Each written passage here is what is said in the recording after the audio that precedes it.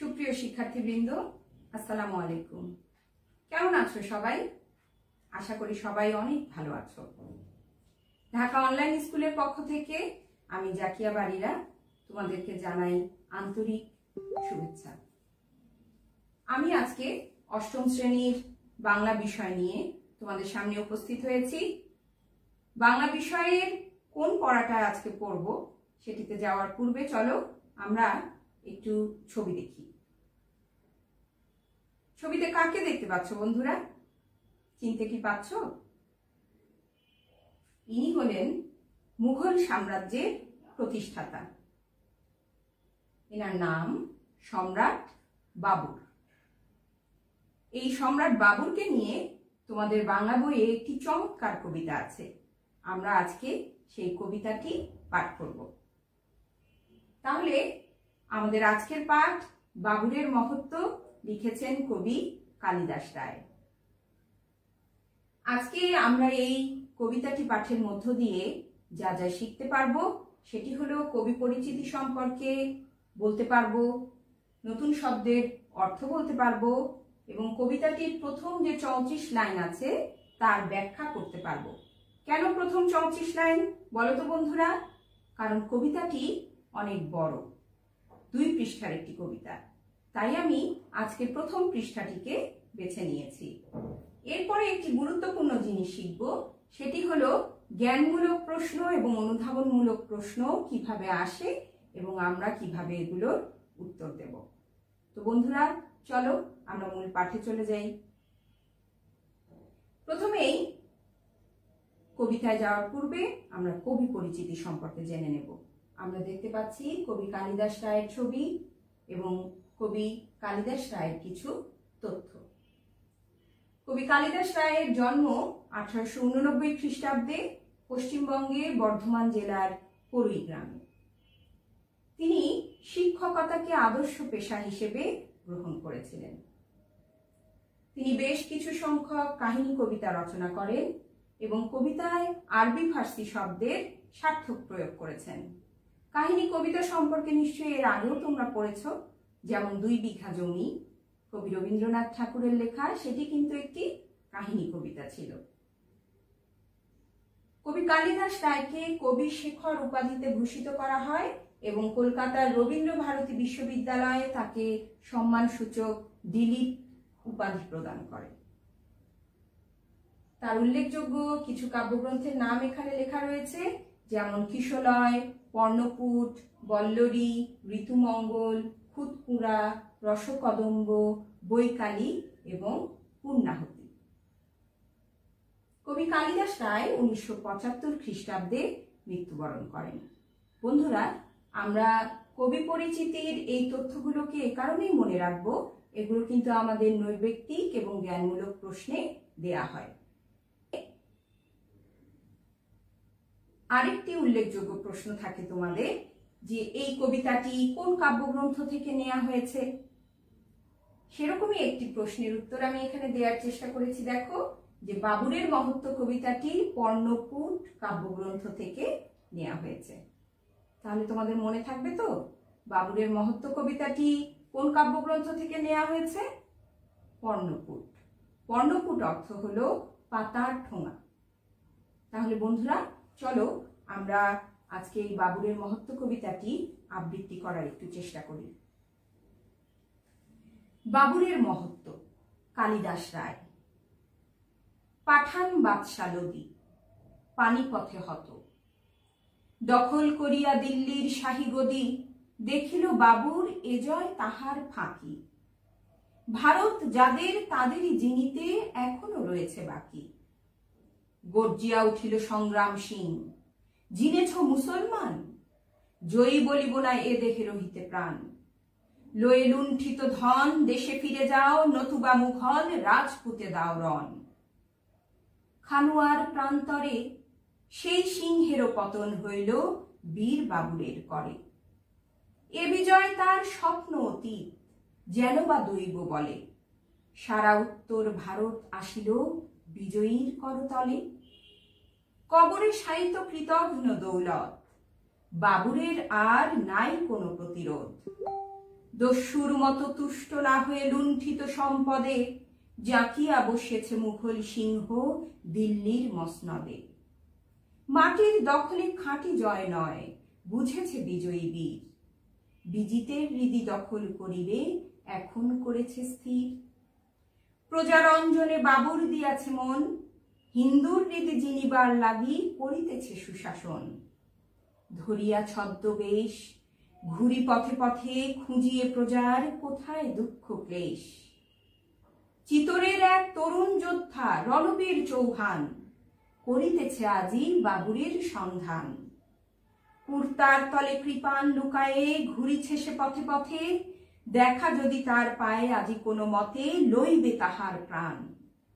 শনিতে তাহার খালিত করিবে চিতরের অপমান। দাঁড়ায় যুবক দিল্লির পথপাশে, লক্ষ্য করিছে জনতার মাঝে কেবা যায় কেবা আসে। হেনকালে এক মত্ত হস্তি ছুটিল পথের পরে, পথ ছাড়ি সবে পলাইয়া গেল ডরে। সকলেই গেল সরি, কেবল একটি শিশু রাজপথে রহিল ধুলায় পড়ি। শিক্ষার্থী বন্ধুরা, কবিতাটি আমাদের আবৃত্তি করা শেষ হলো। কবিতাটি আবৃত্তি করে নিশ্চয়ই তোমরা কিছু নতুন শব্দ পেয়েছো। আমি চেষ্টা করেছি নতুন শব্দ অর্থগুলো তোমাদেরকে জানানোর জন্য। আমরা একটি শব্দ পেয়েছি হত। এখানে ছবি দেখতে পাচ্ছ, কি বুঝতে পারছো? হত অর্থ হলো নিহত, মারা যাওয়া। আরেকটি শব্দ পেয়েছি শাহী গদি এবং মসনদ, দুটি শব্দই পেয়েছিলাম আমরা। শাহী গদি বা মসনদ অর্থ কি দেখতে পাচ্ছ? সিংহাসন। এরপরে আমরা একটি শব্দ পেয়েছিলাম জিনিতে। জিনিতে অর্থ হচ্ছে জয় করতে। ছবি দেখে নিশ্চয়ই বুঝতে পারছো যে জয় করা বোঝাচ্ছে জিনিতে। এরপরে আমরা একটা শব্দ পেয়েছিলাম রণ। রণ মানে তোমরা অনেকেই জানো এবং ছবি দেখেও বুঝতে পারছো যে যুদ্ধ করা হচ্ছে, তার মানে রণ মানে হলো যুদ্ধ। প্রান্তর আমরা পেয়েছিলাম না, খানুয়ার প্রান্তর। সেই প্রান্তর অর্থ হলো দিগন্ত বিস্তৃত মাঠ। ঠিক আছে। এরপরে আমরা পেয়েছি কর। এটা কিন্তু করো না, কবিতায় আছে কর। কর মানে কি? কর মানে হচ্ছে হাত। কর মানে হচ্ছে হাত। এরপরে আমরা পেয়েছিলাম কৃপান। কৃপান মানে কি? দেখো ছবিতে দেয়া আছে, তোমরা দেখে নিশ্চয়ই এখন বুঝতে পারছো যে কৃপান অর্থ তলোয়ার। কৃপান অর্থ তলোয়ার। এরপরে একটি শব্দ ছিল শোণিত। শোণিত কঠিন শব্দ, কিন্তু দেখো আমরা প্রাত্যহিক জীবনে রক্ত মানেই হলো শোণিত। প্রাত্যহিক জীবনে কিন্তু রক্ত বললেই আমরা ভালো বুঝি। এর সমার্থক একটি শব্দ হচ্ছে শোণিত। এরপরে হস্তি। হস্তি মানে তোমরা নিশ্চয়ই জানো, হস্তি মানে হলো হাতি। হাতির সমার্থক শব্দ হচ্ছে হস্তি, আর হস্ত হচ্ছে হাত। এখানে আমি আরো কিছু শব্দ রেখেছি যেগুলো আমাদের বইয়ের শব্দার্থে কিন্তু নেই, যেমন জাকিয়া। আমার নাম কিন্তু জাকিয়া, কিন্তু এখানে একটা চন্দ্রবিন্দু আছে। এই জাকিয়া মানে কি? জাকিয়া মানে হচ্ছে চেপে বসা বা জাঁকজমক ভাবে বসা। হ্যাঁ, দিল্লির মসনদে তিনি জেকে বসলেন। আমরা যখন লাইনগুলোর ব্যাখ্যা করব তখন কিন্তু এই শব্দের অর্থগুলো আমাদের কাজে আসবে। ক্লেশ। ক্লেশ মানে কি বন্ধুরা? ক্লেশ মানে হলো দুঃখ বা কষ্ট। কুর্তা আমরা কবিতার লাইনে পেয়েছি কুর্তা। কুর্তা মানে হচ্ছে জামা। তো বন্ধুরা, এই নতুন শব্দের অর্থগুলো থেকেও কিন্তু আমাদের নৈর্ব্যক্তিক আসে, এবং এই শব্দের অর্থ যদি তোমরা জানতে পারো তাহলেই কিন্তু কবিতাটি একদম তোমার স্পষ্ট ধারণা হয়ে যাবে। এবারে সম্রাট বাবুর সম্পর্কে আমরা একটু তথ্য জেনে নিই। সেই তথ্যগুলো হলো, বাবর ছিলেন ভারতের মুঘল সাম্রাজ্যের প্রতিষ্ঠাতা সম্রাট। তার আসল নাম জহিরুদ্দিন মুহাম্মদ। তবে তিনি বাবুর, বাবুর মানে কি জানো? বাবুর মানে হলো সিংহ, সিংহ নামেই তিনি বেশি পরিচিত ছিলেন। মাত্র 11 বছর বয়সে তিনি মধ্য এশিয়ার সমরখন্দের সিংহাসনে আরোহণ করেন এবং অল্প বয়সেই আবার দুবার তিনি সিংহাসন হারিয়ে ফেলেন। তারপর তিনি আফগানিস্তানের সিংহাসন অধিকার করেন এবং পরে ভারতের ইব্রাহিম লোদিকে পরাজিত করে দিল্লি অধিকার করেন। রাজপুতানার অন্তর্গত যে মেবার রাজ্য আছে তার রাজা ছিলেন সংগ্রাম সিংহ, তাকেও তিনি পরাজিত করেন। এভাবে এক বিশাল সাম্রাজ্য প্রতিষ্ঠা করেন সম্রাট বাবর। তিনি ছিলেন মহৎ আদর্শের অধিকারী। তার এই মহানুভবতা সম্পর্কেই কিন্তু কবি কালিদাস রায় এই বাবরের মহত্ব কবিতাটি লিখেছেন। এখন আমরা কবিতার লাইনের ব্যাখ্যায় চলে যাই। এই ছবিটি যে দেখতে পাচ্ছ এটি হচ্ছে পানিপথ। পানিপথ হচ্ছে একটি যুদ্ধক্ষেত্র। এখানে 3টি প্রসিদ্ধ যুদ্ধ হয়েছিল। প্রথম যুদ্ধ হয়েছিল কিন্তু সম্রাট বাবরের সাথে ইব্রাহিম লোদি, ঠিক আছে?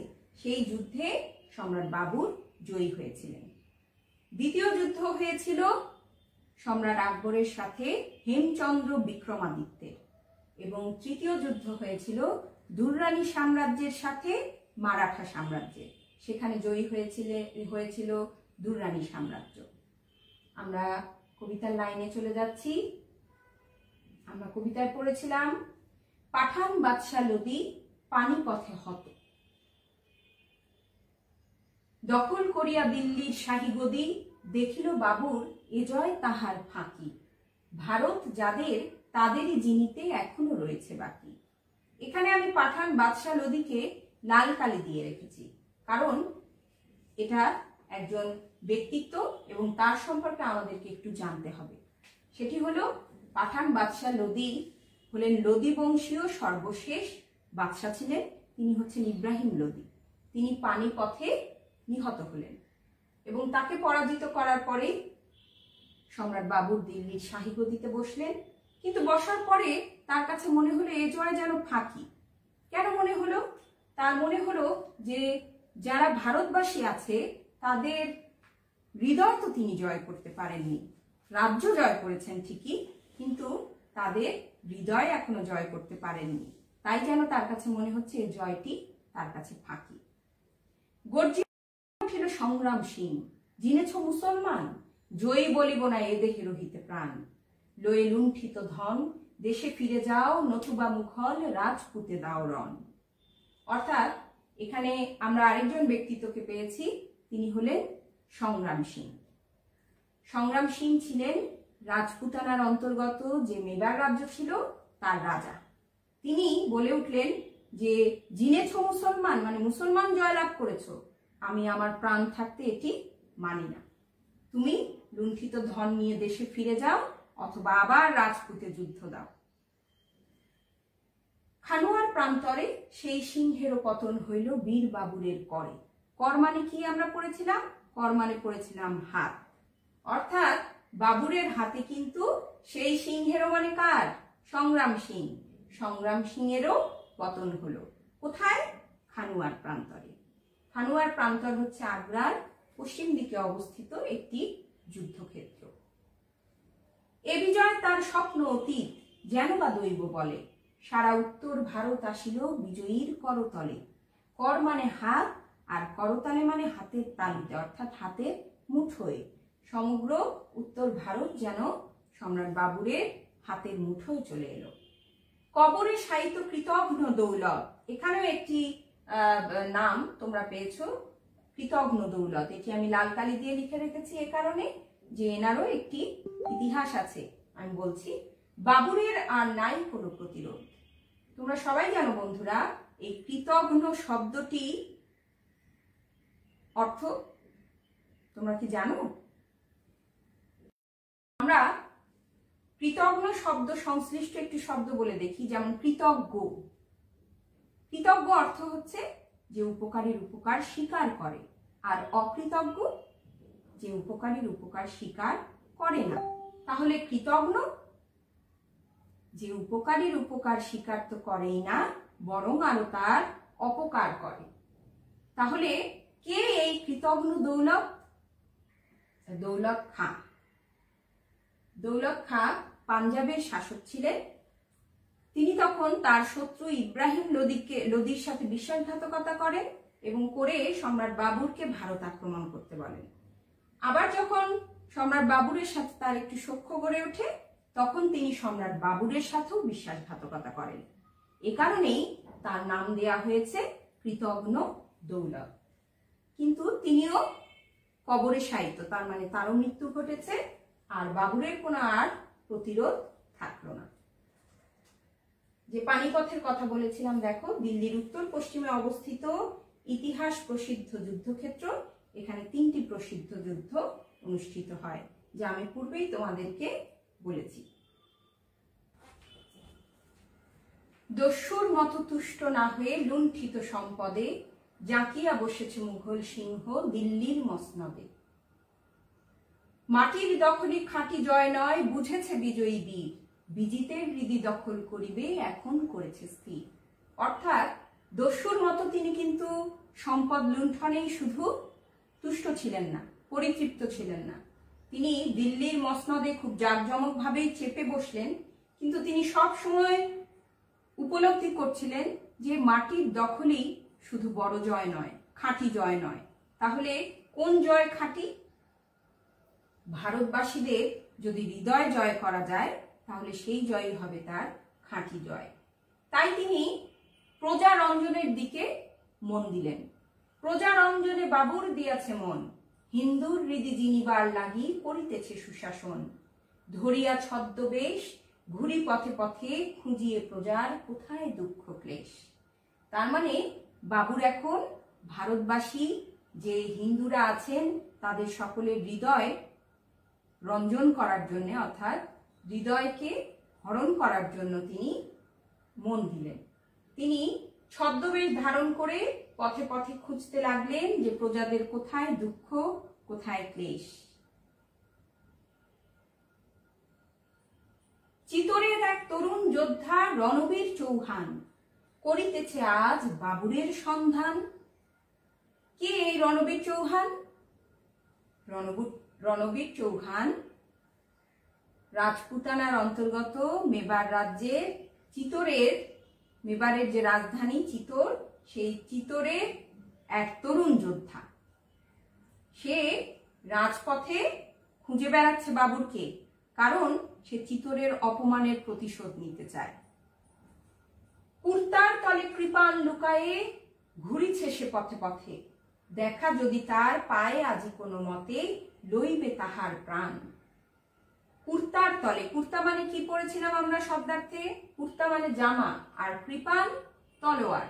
তার মানে জামার নিচে সে তলোয়ার লুকিয়ে রেখেছে এবং পথে পথে খুঁজে বেড়াচ্ছে বাবুরকে। যদি তার দেখা পায় তাহলে কি করবে? তার প্রাণ নিয়ে নেবে। শনিতে তাহার খালিত করিবে চিতোরের অপমান। শনিতে মানে পড়েছিলাম রক্তে, তাকে মেরে সেই রক্ত দিয়ে সে চিতোরের অপমানকে খালিত মানে দূরীভূত করবে। দাঁড়ায় যুবক দিল্লির পথপাশে, লক্ষ্য করেছে জনতার মাঝে কে বা যায় কে বা আসে। সে দাঁড়িয়ে লক্ষ্য করছে দিল্লির পথের পাশে যে কে যাচ্ছে কে আসছে। হেনকালে এক মত্ত হস্তি ছুটিল পথের পরে, পথ ছাড়ি সবে পলাইয়া। দিল্লির পথে হস্তি মত্ত পথের পরে পথে ছোটাছুটি শুরু করলো, আর সবাই পথ ছেড়ে ভয়ে সরে গেল। সকলেই গেল সরি, কেবল একটি শিশু রাজপথে রহিল ধুলায় পড়ি। একটি শিশু রাজপথের মধ্যে ধুলায় পড়ে থাকলো। আমরা আজকে এ পর্যন্তই কবিতাটি পড়ব। আশা করছি তোমরা এই পর্যন্ত পড়ায় কবিতাটির লাইনের ব্যাখ্যা বুঝতে পেরেছ। তাহলে এখন আসো আমরা কিছু জ্ঞানমূলক প্রশ্ন দেখি। যেমন জ্ঞানমূলক প্রশ্নে থাকে লোদি বংশের শেষ পাঠান সম্রাট কে? মনে আছে তোমাদের? শেষ পাঠান সম্রাট হচ্ছে সুলতান ইব্রাহিম লোদি। এরপরে সংগ্রাম সিংহ কোথায় বাবুরের কাছে পরাজিত হন? কি লিখবে? তোমরা উত্তরে লিখে দেবে সংগ্রাম সিংহ খানুয়ার প্রান্তরে বাবুরের কাছে পরাজিত হন। এখানে একটা বিষয় লক্ষ্য করে দেখো, জ্ঞানমূলকে কখনোই তোমরা শব্দটি দিবে না, পুরো প্রশ্নে যে বাক্য আছে পুরো বাক্যটাই ওখানে উত্তর হিসেবে দিতে হবে। রণবীর চৌহান কে ছিলেন? রণবীর চৌহান ছিলেন মেবার রাজ্যের রাজধানী চিতোরের এক তরুণ যোদ্ধা। দিল্লির পথে কি ছুটে এলো? দিল্লির পথে এক মত্ত হস্তি ছুটে এলো। যুবকের কুর্তার তলে কি ছিল? মনে আছে তোমাদের? যুবকের কুর্তার তলে ছিল বা তল। জ্ঞানমূলক প্রশ্ন সম্পর্কে আমরা জানলাম যে এক কথার উত্তর আসে, কিন্তু তোমরা একটি শব্দে সেই উত্তরটি দিবে না, পুরো বাক্যটি লিখে উত্তরটি দেবে। অনুধাবনমূলক প্রশ্নে চলে আসি। কেমন হয় অনুধাবনমূলক প্রশ্নগুলো দেখো। আমি কয়েকটি অনুধাবনমূলক প্রশ্ন তোমাদের জন্য রাখার চেষ্টা করেছি। ভারত যাদের তাদেরই যিনিতে এখনো রয়েছে বাকি, চরণটি দ্বারা কি বোঝানো হয়েছে? আরেকটি প্রশ্ন দেখো, কৃতঘ্ন দৌলত বলতে কি বোঝানো হয়েছে? এগুলো অনুধাবনমূলক প্রশ্নে থাকে। মাটির দখলই খাঁটি জয় নয়, বুঝেছে বিজয়ী বীর, চরণটি বুঝিয়ে লেখো। রণবীর চৌহান বাবুরের সন্ধানে বের হলো কেন? এটিও অনুধাবনমূলক প্রশ্ন। সম্রাট বাবুর কি কারণে প্রজার দুঃখ ক্লেশ লাগলো? তাহলে কিরকম হয় সেটা তোমরা নিশ্চয়ই বুঝতে পারছো। এবারে আসো আমরা একটা অনুধাবনমূলক প্রশ্নের উত্তর দেওয়ার চেষ্টা করি। আমি প্রথম প্রশ্নটি রেখেছি, ভারত যাদের তাদেরই যিনিতে এখনো রয়েছে বাকি, চরণটি দ্বারা কি বোঝানো হয়েছে? আমরা শিক্ষক হিসেবে অনেক সময় লক্ষ্য করি শিক্ষার্থী বন্ধুরা যে তোমরা এই লাইনটি লিখে দাও যে নিচে এর ব্যাখ্যা করা হলো। তোমাদের জ্ঞাতার্থে জানাচ্ছি যে তোমরা কখনোই এই কথাটি লিখবে না যে নিচে ব্যাখ্যা করা হচ্ছে, ঠিক আছে? তোমরা যে জিনিসটি করবে, অনুধাবনে দুটি অংশ থাকে, একটি জ্ঞানমূলক এবং তার আরেকটি ব্যাখ্যা। এই 1 যোগ 1 সমান সমান 2 নম্বর। কাজেই তোমরা প্রথম যে জ্ঞানমূলক উত্তরটি আছে ওখানে সরাসরি প্রশ্নের উত্তরটি দেওয়ার চেষ্টা করবে, ঠিক আছে? যেমন আমি এখানে দেখো দিয়ে দিয়েছি যে চরণটি দ্বারা ভারতের সাধারণ জনগণের মন জয় করার বিষয়টি বোঝানো হয়েছে। ব্যাস, তুমি যদি এই জ্ঞানমূলক কথাটি লিখে দাও তাহলে কিন্তু তুমি অলরেডি 1 নম্বর পেয়ে গেলে।